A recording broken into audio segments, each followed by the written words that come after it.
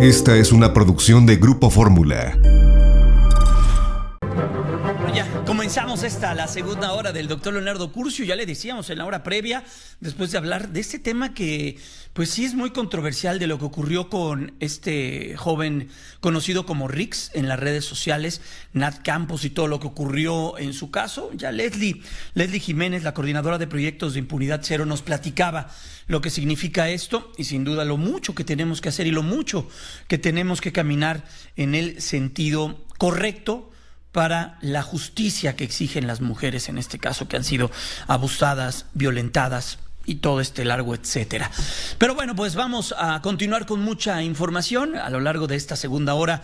A nombre del doctor Leonardo Curcio lo saluda Jaime Núñez. La noche de este 16 de septiembre llegó el jueves. Ya le platicamos también en la primera hora pues lo que se vivió el día de ayer en el balcón presidencial, en el grito de independencia, y bueno, pues lo que viene para esta noche y lo que ocurrió también hoy muy temprano por la mañana con el desfile militar, la presencia de los efectivos que tanto llama la atención. Por supuesto, a los jóvenes, a los menores de edad, a los niños. Sin duda, la parada militar es sumamente importante, lo que significa también para las Fuerzas Armadas esta lealtad que le brindan al presidente de la República, al comandante en jefe de las Fuerzas Armadas. Así que bueno, pues interesante lo que ocurrió con el desfile, el paso de los aviones, que sin duda siempre es fundamental también para estas fechas, para quienes amamos la aviación y nos gusta y nos sigue sorprendiendo lo que pueden hacer estos equipos que circundan toda la periferia del Valle de México, la zona conurbada, que despegan desde Santa Lucía y llegan hasta este centro del país para pues también rendir homenaje y honores a las Fuerzas Armadas y también a sus comandantes en jefe. Así que bueno, pues interesante lo que ocurrió en tierra con el paso de las tropas, la presencia de la Guardia Nacional, de la Secretaría de la Defensa, del Colegio Militar, del heroico Colegio Militar, de la Secretaría de Marina Armada de México, de la Guardia, de todos los contingentes que el día de hoy se dieron cita y que año con año engalanan y pues enaltecen las labores de las Fuerzas Armadas en momentos tan complejos como los que vive el país, con pues tragedias como las que se vivieron en Tula hace unos días, con lo que se está viviendo en ciertas regiones del país a consecuencia de las lluvias y de la cantidad enorme de agua que cae y que bueno, pues luego pues arrasa con poblaciones. Lo que ocurrió aquí muy cerquita en el Chiquihuite hace unos días y que también enlutó a las familias de esa zona, lo que ocurrió con el sismo en Guerrero y que ha ocurrido a lo largo de la historia también que tiene nuestro país. Así que bueno, pues hoy es un buen momento para destacar la labor de las Fuerzas Armadas, enaltecer lo que hacen en las regiones y también sin perder de vista lo que hacen en algunos puntos con la atención a la inseguridad. Pero bueno, le vamos a estar platicando y le vamos a recuperar algunas charlas que el doctor Leonardo Curcio realizó hace algunos días y que consideramos son de su interés. Vamos a platicar y vamos a escuchar esta charla con Guadalupe Jiménez Codinach, historiadora y escritora, 200 años del Plan de Iguala. A ver qué interesante charla, El doctor Leonardo Curcio, cuando establece este tipo de charlas con pues historiadores, con escritores, son un agasajo enorme. Así que vamos a recuperar esta charla con Guadalupe Jiménez Codinach. También estaremos recuperando la charla que tuvieron con la ministra de la Suprema Corte de Justicia de la Nación, Yasmín Esquivel, y tiene que ver con una discusión que se ha establecido desde siempre y desde hace mucho y que divide a la sociedad y también divide al sentir de las personas, el aborto. De eso también vamos a estar platicando. Hablaremos también con Hervé Letelier, escritor y periodista francés. Va a ver qué charla. Vamos a la pausa, es breve. Regresamos con eso y mucho más. Doctora, muchas gracias. Bienvenida. Doctor Curcio, le agradezco mucho su invitación y me da una gran alegría poder hablar de un documento que finalmente es el documento fundacional de lo que es el Estado mexicano.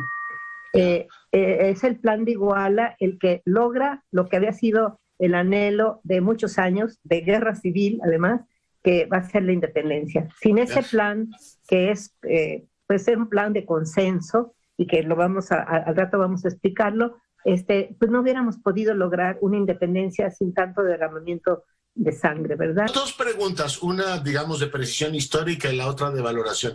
O sea, ¿el plan se debe a la pluma de Agustín de Iturbide? Y le pregunto, ¿no era un plan ingenuo, voluntarista como tal? Mire, le voy a explicar qué ha pasado con ese documento. Sí, sabemos los historiadores, yo he visto 5 de los originales porque hubo varios. En aquella época que no había fotocopiadoras, se hacía de un documento importante por normalmente 5 y se podían hacer más originales, porque era la única manera de que se enviara uno a España, otro a Caracas, otro a Lima, a Cuba, siempre había esa posibilidad. Los historiadores lo sabemos y cuando no encontramos un documento en México, pues vamos a Cuba o vamos a España o a otro sitio porque ahí va a estar el mismo documento. Bueno, se hicieron varios. El plan de Iturbide es de él, hecho por él, escrito por él. Que tenía 26 puntos, ¿o cuántos tenía originalmente? Bueno, tenía al principio 23 y después tuvo 24. 24 puntos. Les voy a contar cómo estuvo. Ese plan ya está escrito, creemos entre octubre y noviembre ya estaba escrito por Iturbide. ¿Por qué sabemos que estaba escrito? Porque se lo van a enseñar a los diputados que habían sido elegidos para las Cortes de Madrid, que estaban en Veracruz esperando una fragata para poder salir a España. Todos lo revisan y lo ven, se los lleva un amigo de Iturbide, Gómez de Navarrete, un abogado, y les dice de parte de Iturbide que ya no se vayan, que se queden y que sean miembros de este Congreso, que el plan de Iguala está proponiendo que sea un Congreso ya mexicano, ¿verdad? Ya un Congreso nacional. Y le dicen, si nos vamos, van a sospechar las autoridades y pueden echar a perder este plan, mejor nos vamos, allá los vamos a apoyar desde las Cortes de Madrid. Entonces sabemos que ya a finales de 20 ese plan ya existía. Yeah. El nombre verdadero del plan, doctor Curcio, es Plan de Independencia de la América Septentrional. Le llamamos de Iguala porque el día del 24 de febrero fue proclamado en la villa de Iguala y por eso todos le conocemos con ese nombre y porque además lo que se proclamó ahí, ya los escritos de ese día ya dicen Iguala 24 de febrero. Y ya se le conoce así, pero en realidad, si usted ve todos los originales, tanto el que está en la Library of Congress, los que están en el Archivo General de la Nación, el que tiene el Centro Carso y el que tiene la Catholic University of America, que no es el único, como han dicho las noticias, no, hay varios. No.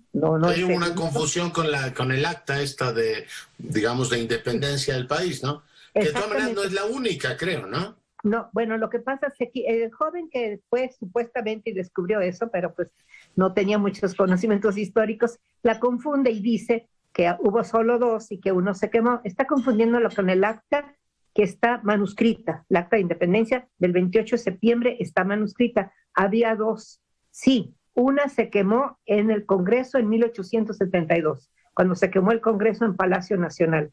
Pero la otra, la que eran 2 las que existían con las firmas originales, se salió del país en época de Lucas Alamán, que muy triste, dice que un empleado infiel del gobierno la vendió a un extranjero. Pero después regresa a México, ¿no? Y está en el Archivo General, ¿no? Sí, lo que sucedió es que en el siglo XX un abogado mexicano la consiguió, la compró, me imagino que en una subasta en París, y la regaló. Y está en un archivo de la Nación, está de hecho en una, sí, ahí la tienen, creo que tiene obligación de enseñarla una vez al año, pero ahí está la original con las firmas manuscritas. Hay varias que hay en varios sitios en donde ya fue impresa y son impresos, esa no es la original sí existe. Y qué bueno que me la recuerda porque en esa acta están los nombres de los que fueron los miembros del primer gobierno mexicano independiente, que fue la Junta Provisional Gubernativa, que también está explícita como promesa en el plan de Iguala.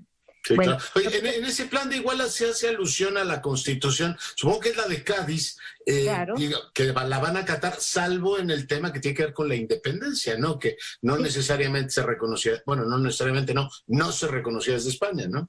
Mire, es que se ha repetido ad nauseam que el plan de independencia de la América Septentrional, que le conocemos como plan de Iguala.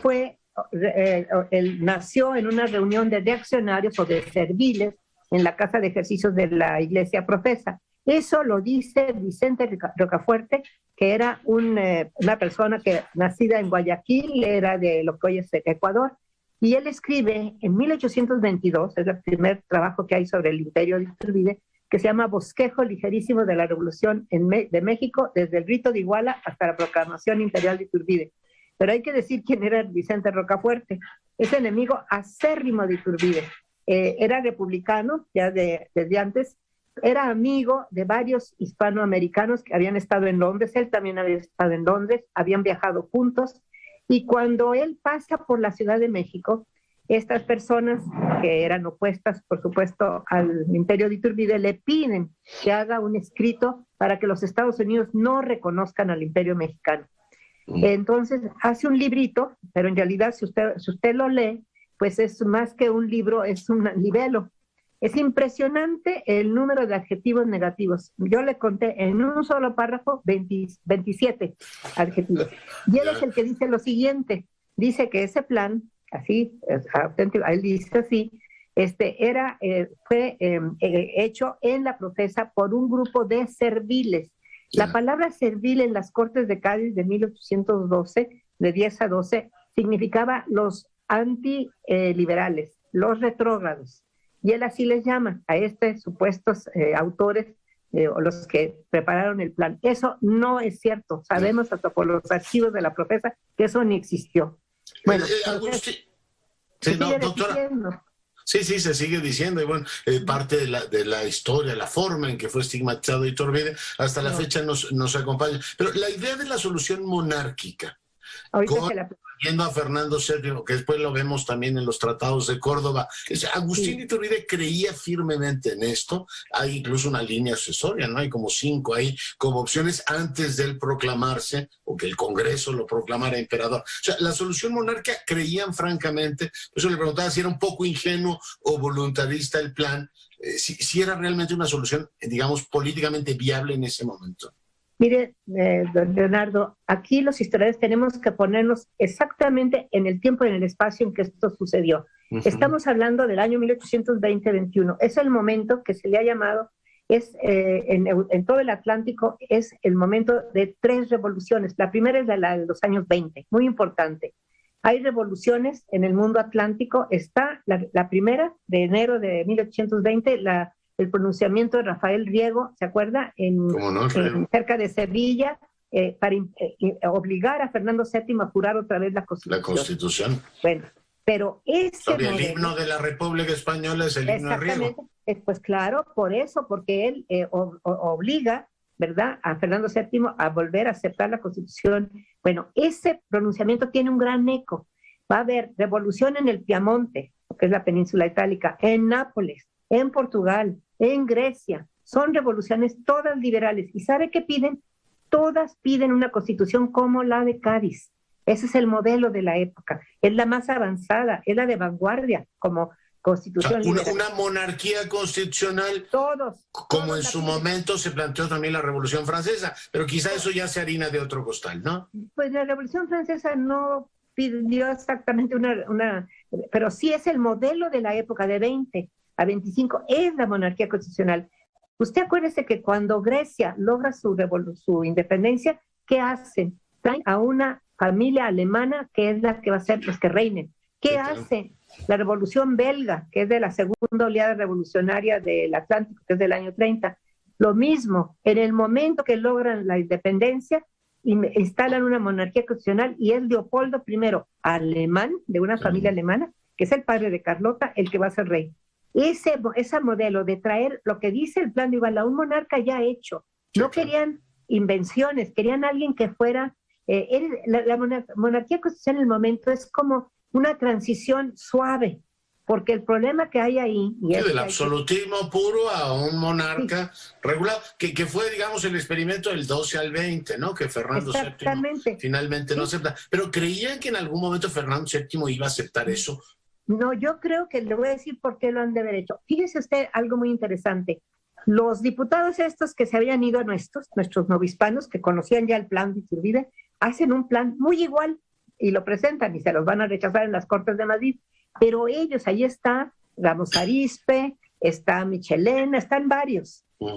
Y todos ellos, está Murphy, está Gómez de Navarrete, y ellos presentan ese plan, pero consiguen algo muy importante, que se envíe como jefe político a la Nueva España, es decir, el último tipo de virrey, porque así hasta llamaban jefes políticos, que sea un liberal, pero de los más importantes de España, don Juan O'Donoghue. Sí, entonces, yo creo que Juan O'Donoghue ya sabía a qué venía. Y además, eso de Fernando VII lo necesitaban decir en ese momento, le voy a decir por qué. Es el momento de la gran fuerza de la Santa Alianza, de países muy fuertes que están amenazando las independencias, en serio. De hecho, lo van a hacer con España. ¿Usted se acuerda de la entrada de los 100,000 hijos de San Luis en 1823, que acaban con el trienio constitucional? Y viene la persecución otra vez muy fuerte de los liberales, porque la Santa Alianza apoyaba eso. Entonces yo creo que ellos están midiendo, ¿verdad? No dicen que sea solo Fernando VII, cualquier miembro de la familia. Ahora, yo quisiera decirles que hay otra razón, hay razones también ideológicas. En ese momento fue muy famoso, ya ahora no, un libro que llegó a Veracruz en 1817, eran 2 volúmenes, que se llaman De la Revolución Actual de la América y de las Colonias. Y este libro es de un liberal francés, un sacerdote que había sido el capellán privado de Napoleón I, escribió 75 obras, de las cuales la Biblioteca Nacional tiene 33 aquí en México. Pero ese libro dice algo que está muy ligado al Plan de Iguala, que se ve que Iturbide y todos sus amigos abogados y militares lo leyeron, y todos los que, uno lo ve en los folletos y lo ve en los discursos, y sobre todo en los sermones también, todos lo citan. Este señor, en esos 2 volúmenes, dice que México tiene que ser independiente, que por naturaleza ya le corresponde. Él tiene esa teoría de las colonias que dice que una colonia es como un hijo que llega a la madurez y el padre la tiene que dejar ir por la buena. Que se ve en el Plan de Iguala, ¿no? Cuando dice igual que Roma, llegó su momento y dio efectivamente eso. Oiga, y ese es el tema. Y el tema de la religión que aparece en el primer punto, era un gran cohesionador, era un facilitador, digamos, del paso de la dependencia a la independencia, o sea, la emancipación del país. Pónganse a pensar que cuando nosotros decimos iglesia, a veces nos imaginamos que es la jerarquía, ¿no? Iglesia quiere decir comunidad, asamblea de todos los que estén bautizados. La Nueva España en ese momento, pues, ¿cuál única iglesia había? La católica. Si usted es el primer punto del plan, ¿no? ¿Sí? Pero acuérdense que la Constitución de Apatzingán dice lo mismo, que la Constitución de Cádiz dice lo mismo, la defensa de la religión católica. ¿Usted por qué cree que los del Piamonte, los de Nápoles, los de Portugal querían el modelo constitucional de Cádiz? Porque dice eso, porque son países católicos. Entonces todos esos, por eso, en eso coinciden. Era muy difícil que en ese momento hubiera un secularismo tan avanzado como va a haber después en el siglo XIX. Eso no existía todavía. ¿Y sabe qué, don Leonardo? Es muy importante eso, lo que usted está diciendo. Tenemos que tener cuidado. Hay un fenómeno que se llama presentismo, que le inyectamos al pasado preocupaciones y experiencias de actuales. No se puede para otras épocas. Tenemos que entender en su momento y en su espacio y en los conocimientos y informaciones que ellos manejaban. Y eso es lo que yo quisiera decirles. No era nada raro que defendieran la religión. No es nada raro, lo normal. Por eso la consultamos, es muy importante leer las cosas en su contexto y ver la importancia que tenían. Oiga, Vicente Guerrero, ¿qué papel juega en todo esto? ¿Él en algún momento es, digamos, redactor del plan o lo conoce ya terminado? Cuéntenos, ¿qué sabemos de esto? No. Mire, el caso de Vicente Guerrero, claro que es muy importante, es uno de los últimos reductos de insurgencia que quedan. Pero quedan por la situación también geográfica de donde está Guerrero, porque son montañas inaccesibles, difíciles, no era tan fácil sacarlos de ahí. Yo creo que Guerrero es un caso muy interesante porque él desde la época de 10 en adelante, desde 11 sobre todo, está participando en insurgencia. Y yo creo que en ese sentido es muy simbólico. A mí se me hace que hay que ser sinceros. Es importante, pero no pudo haber redactado, porque no sabía ni leer ni escribir. Todos sabemos que le escribían y le leían los textos. Iturbide lo dice, que él lo escribió solo, y sí, se ve que es él el que está escribiendo, porque hay que leer. Iturbide escribe mucho. Una persona que escribió cartas por todos lados, es parte de su logro. escribió muchísimo, por todos lados, autoridades, grupos, instituciones, a todas les escribió convenciéndolas. Bueno, no tiene nada que ver que no lo haya escrito Guerrero, pero sí lo asumió cuando lo platica con Iturbide. Sabemos que se vieron, no se vieron en Iguala. Guerrero nunca estuvo en Iguala con Iturbide. ¿El famoso abrazo es un símbolo? Es un símbolo. Sí, debe haber habido una reunión y un abrazo, pero muy posible fue en Teloloapan, que está cerca de Acatempan, porque Teloloapan es donde estaba precisamente, pues estaba allí el cuartel general, ¿no? Ahí estaba el cuartel general. Entonces sí, pero sabemos que fue el 14 de marzo. No, el 24 de febrero, obviamente que no estuvo ahí Guerrero.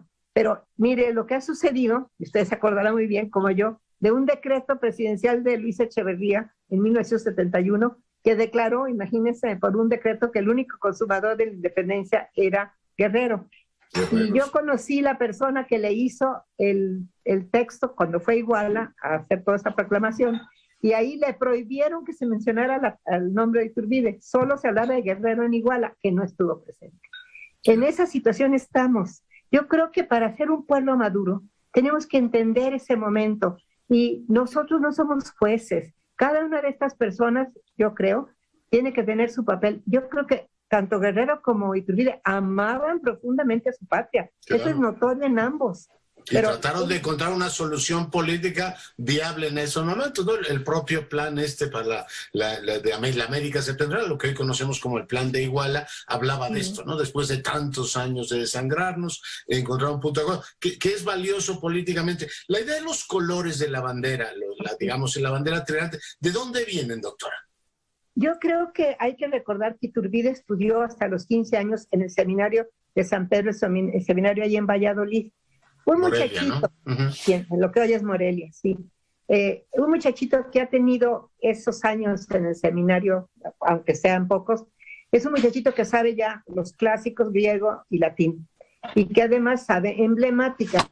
Nosotros hemos perdido mucho de los conocimientos emblemáticos de la época, quizá para algunos hasta 70%.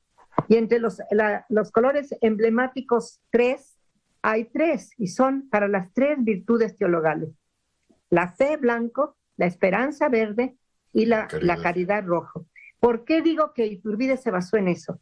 Porque fíjese usted, religión, blanco; fe; esperanza, independencia, verde; unión, caridad, ¿no? ¿Y por qué digo que sí? Yo no tengo una prueba, he buscado en todo lo que he podido, en todo lo que he encontrado por años, y nunca he visto que él lo diga, pero hay algo. Hay una pequeña pintura que está en el castillo de Chapultepec, creo que es la sala octava, al inicio, en donde es la coronación de Iturbide, que es una alegoría. Está Minerva y Hércules y el tiempo, lo están coronando, pero a su lado, en tres tronos, está sentada la fe de blanco, de verde la esperanza y de rojo Mira. Ahí están las tres con él. ¿Por qué? Claro. Tiene más sentido, pero hay algo extra para que él haya escogido tres colores, y las tres de las más importantes virtudes que hay, que son esas tres. Bueno, yo creo que nos debemos de acordar que antes todas las monarquías absolutas usaban o un solo color en sus banderas o dos. Cuando viene la Revolución Francesa ponen tres, ¿se acuerdan? El blanco, el azul y el rojo. Bueno, en esas generaciones de los 20, las naciones que quieren decir nosotros queremos cambiar, empiezan a adoptar tres colores, no dos ni uno. Y nosotros tenemos tres, lo mismo. Tricolor, claro. También tricolor. Libertad, igualdad y fraternidad. Mire qué interesante cómo aprende uno cosas. Doctora, no sabe cuánto le agradezco el tiempo que ha estado el día de hoy conversando con nosotros. Recomiendo ampliamente que revisen su obra y bueno, pues nosotros la consultamos periódicamente. Muchas gracias, doctora. Bienvenida, ministra. Cuéntele al auditorio, el día de hoy la Suprema Corte de Justicia ha resuelto por unanimidad, son 10 las y los ministros que han votado, que es inconstitucional, ministra, criminalizar el aborto de manera absoluta. ¿Por qué no le cuenta al auditorio que nos ve en todo el país primero lo que han resuelto y la relevancia de esta decisión, ministra? Gracias, doctor, muy amable. Efectivamente, la Suprema Corte de Justicia declaró por primera vez en su historia que es inconstitucional la penalización del aborto voluntario, ya que viola los derechos humanos de las mujeres, el derecho a la dignidad, el derecho a su libre desarrollo de la personalidad, y por ello se declaró inconstitucional esta norma que es del Código Penal de Coahuila, que penaliza a la mujer que aborta voluntariamente. Entonces se eliminó se declaró inconstitucional, y esto genera un precedente muy importante. Primero porque este criterio aplica ya como un precedente para todos los jueces del país. Es decir, a partir de ahora podrán aplicar este criterio los jueces en virtud de que no pueden penalizarse a una mujer que decide voluntariamente abortar. Y por otro lado, protege a los más vulnerables, como se ha dicho en la sesión, toda vez que las personas que menos recursos tienen, que menos acceso a la información tienen, en muchas ocasiones caen en este tema de tener que abortar. Ninguna mujer desea y quiere abortar. Son diversas circunstancias que obligan a la mujer a abortar, ya sea circunstancias físicas, económicas, sociales, familiares, culturales, estructuras patriarcales, las que obligan a tomar esa difícil decisión de llevar a cabo la interrupción del embarazo. Y nosotros hemos considerado que el problema del aborto no se soluciona con criminalizar a la mujer.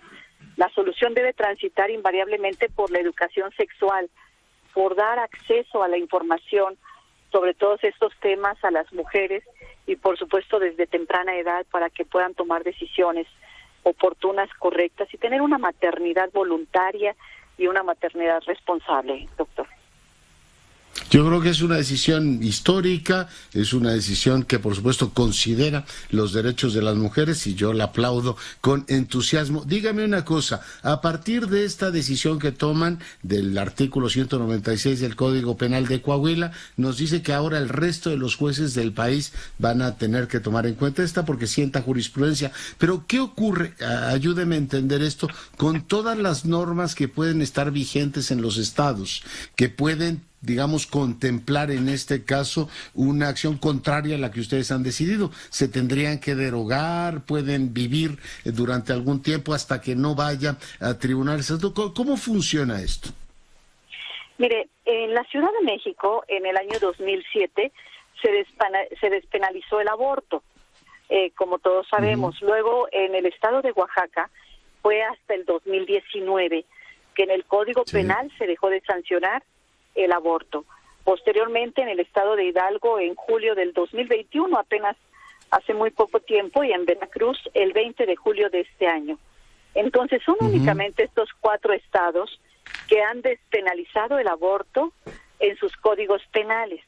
El resto de las entidades tiene penalidad para la mujer que interrumpe el embarazo. ¿Qué es lo que sucede? Que evidentemente estos códigos penales siguen vigentes, porque el que hoy se invalidó fue el Código Penal de Coahuila. Entonces, sí. Sin embargo, el precedente que establece hoy la Suprema Corte de Justicia de la Nación, en donde es inconstitucional que a una mujer se le criminalice por el hecho de haber abortado, ese precedente lo puede tomar cualquier juez, lo debe tomar los jueces de todo el país. Entonces, de tal suerte que evidentemente en un amparo, pues la protege a la mujer este precedente que el día de hoy la Corte, en un hecho histórico como se ha señalado, y que ya era necesario que el Tribunal Constitucional se pronunciara, se ha llevado a cabo, doctor. Así es como funciona. Oiga, entonces, yo creo que es interesante también, digo, como aprendizaje constitucional, o sea, puede haber efectivamente en entidades códigos que sean contrarios a la Constitución y se aplican mientras las mujeres o los varones no pidan el amparo de la justicia. Claro, pueden iniciarse la carpeta de investigación porque el Código Penal no se ha invalidado por la Corte. Sin embargo, el precedente se puede aplicar inclusive por un juez local o un juez federal. Ministra, pues le agradezco mucho que haya estado esta noche con nosotros. Al contrario, me da mucho gusto saludarlo y le envío un fuerte abrazo. Y el momento de la pausa es breve, 8:35, regresamos porque vamos a recuperar una charla con un escritor francés imperdible, ¿eh? Quédese con nosotros. Lo que le dijimos desde el principio, Herbert Letelier, este escritor con La Anomalía, va a ver qué charla, una delicia. Aquí parte de ella. Hoy tenemos la fortuna de recibir a una de las luminarias de la cultura francesa, en la escena literaria de aquel país. Ganó el Goncourt, uno de los premios más prestigiados en letras francesas. Tenemos el enlace con Herbert Letelier, autor de este libro fantástico que se llama La Anomalía. Señor Letelier, bienvenido. Merci beaucoup. Bueno, pues quisiera iniciar preguntándole, en la literatura yo había visto que muchos autores se planteaban el tema de la desaparición, recuerdo a Pirandello o a Vila Matas, el tema de efectivamente la reencarnación, el tema incluso del doble en Dostoyevsky, pero nunca había oído que se planteara el tema de la duplicación, señor Letelier. Esto es bastante novedoso. Oui, le thème de la duplicación n'est pas Sí, el tema de la duplicación es un tema poco abordado en la literatura. En el doble de Dostoyevsky, por ejemplo, el narrador se confronta a un individuo que se ve a sí mismo como el doble de sí mismo, pero para nosotros no es totalmente su doble. A mí lo que me interesa era que fuesen personajes verdaderamente idénticos. Pour ma part, c'était que ce soit véritablement des personnages identiques à quelques mois près. Et ce sont ces quelques mois de différence, con una diferencia de algunos meses. Y son precisamente esos meses de diferencia los que justifican su diferencia, que justifican su comportamiento muy variado respecto a ellos mismos. No tengo la impresión de haber leído algo que se parezca a lo que yo planteo en este libro. La idea original fue un cuento, algo bastante más corto, que era la historia de un hombre que regresaba a su casa y debía compartir su vida con él mismo. Y yo me di cuenta que era mucho más, potencialmente más interesante y rico que ver solamente a ese individuo. Me confronté entonces a la idea de desarrollar diversas situaciones y trabajarlas de manera conjunta y crear personajes para esas situaciones como si fuese un enfoque inverso a lo ya tradicional. Eso es fascinante, pero le pregunto, ¿puede uno vivir consigo mismo y con otra persona que es idéntica a nosotros de repente? Recuerdo, por ejemplo, a Martin Guerre, si me permite citar también aquí al coronel Chabert, aparece de entre los muertos. Por eso es difícil que uno pueda entonces estar en paz con uno mismo, incluso con sus propias elecciones políticas, incluso las preferencias de pareja. Tiene usted razón en evocar la historia de Martin Guerre. Qui est une histoire vraie, qui d'ailleurs est d'autant plus intéressante que l'un des... Que fue una historia verdadera y uno de los jueces del caso fue ni más ni menos que Montaigne. L'écrivain et philosophe français, el gran ensayista y uno de los primeros en preguntarse quiénes somos en sus ensayos. C'est quand même un phénomène assez récurrent. Es entonces un fenómeno ciertamente recurrente de la idea de la confrontación sobre uno mismo. Es esencial. Effectivement, vous avez tout à fait raison de dire que dans la question de l'amour, dans la question d'un homme confronté a deux femmes ou d'une femme. Tiene usted toda la razón en decir que los asuntos del amor podríamos estar confrontados a dos mujeres o a una mujer o a dos hombres. La cuestión de saber cómo vivir este dolor de no poder elegir entre dos seres es una cuestión que atraviesa el libro. D'une manière différente et qui trouve des options qui sont presque opposées. Hay dos personajes que tienen esta situación y la resuelven de manera prácticamente opuesta. Eso me interesó mucho porque lo que constituye fundamentalmente, porque pertenece al orden de lo reductible. De l'immatériel, alors que toutes les questions qui sont autres et qui sont de l'ordre du partage de l'appartement, des questions vraiment Es la cuestión del amor, es decir, la relación exclusiva que no puede ser compartida con lo material, mientras que las otras, que son del ámbito del departamento de las cuestiones materiales y banales, son relativamente solubles en el mundo real. Mientras que la relación única y amorosa no es fácil. También quise tratar el tema del duelo, del dolor de perder a alguien que abordo a través de un personaje que no se sabe morir y lo abordo a través de esta mujer que llega a perder a su marido. Por lo tanto, esta cuestión es lo esencial que atraviesa el libro. La esencia, en todo caso, hablar de lo que es importante y de lo que es la esencia de lo que constituye algo. Déjeme plantearle una cuestión tal como lo hace el escritor que está efectivamente citado en su novela. ¿La esencia precede a la existencia o la existencia a la esencia? O tal vez estemos ante una situación simétrica. Sí, es una cuestión simétrica en todo caso. Existe en este libro el tema de la existencia. Nunca se pone en cuestión la existencia material o virtual, de forma que los personajes de la historia real tienen una existencia. Y la manera en que ellos se definen a ellos mismos es una cuestión personal ontológica. Pero para mí, la existencia precede siempre a la esencia. Incluso, curiosamente, parece que no existen verdaderamente como los personajes literarios. Su libro es muy sorprendente, porque al mismo tiempo que uno lo lee, recuerda, por supuesto, la serie Lost. Pero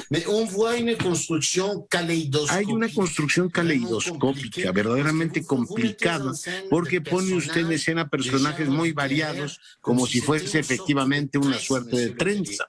Absolument. Le mot est juste, c'est une tresse, c'est-à-dire que... Lo ha dicho usted muy bien. Es una trenza que sí corresponde cada vez a más personajes. Por ejemplo, el personaje de Blake.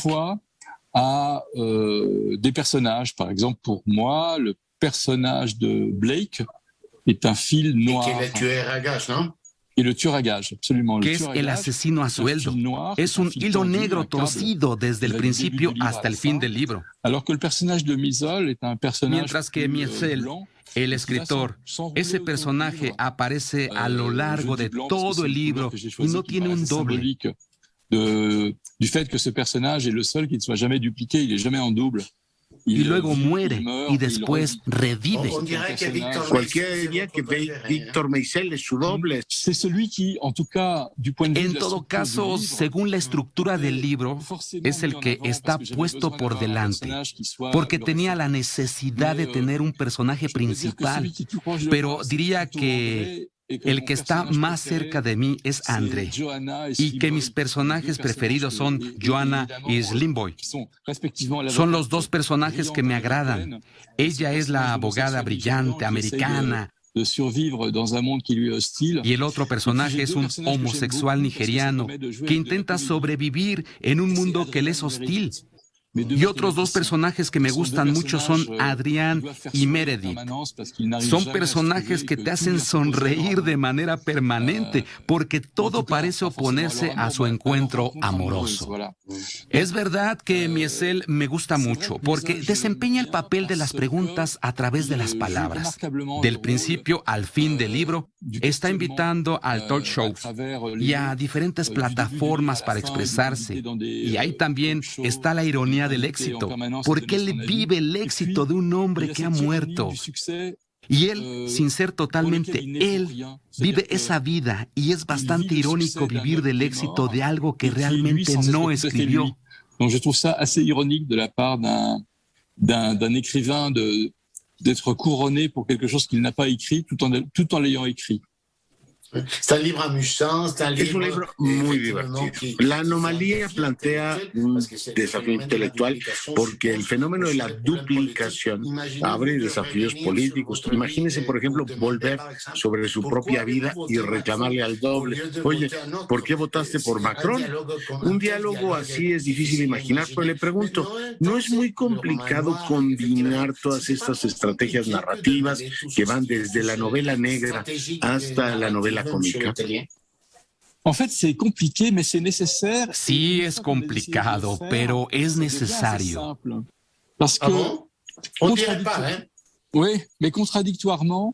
Y una vez que uno ha decidido hacerlo, se convierte en algo bastante sencillo, porque contradictoriamente, si cada uno de los personajes no estuviese asociado a un estilo literario, su legibilidad sería menor.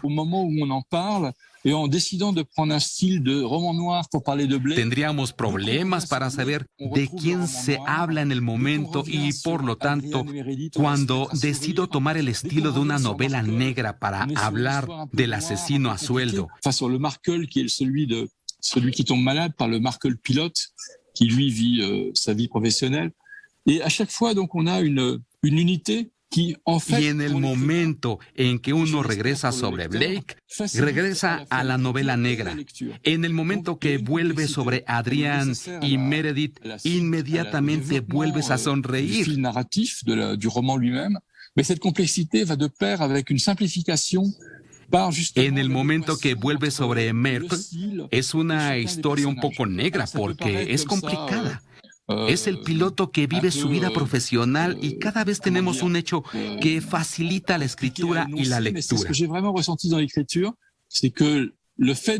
En efecto, hay una complejidad que es necesaria para el desarrollo mismo en la novela, del hilo narrativo de la novela, pero esa complejidad camina junto con una simplificada luz que parte de la adecuación del estilo de cada uno de los personajes. Sé que puede parecer complicado, pero es bastante simple de lo que parece. Cada personaje tiene su propio estilo literario.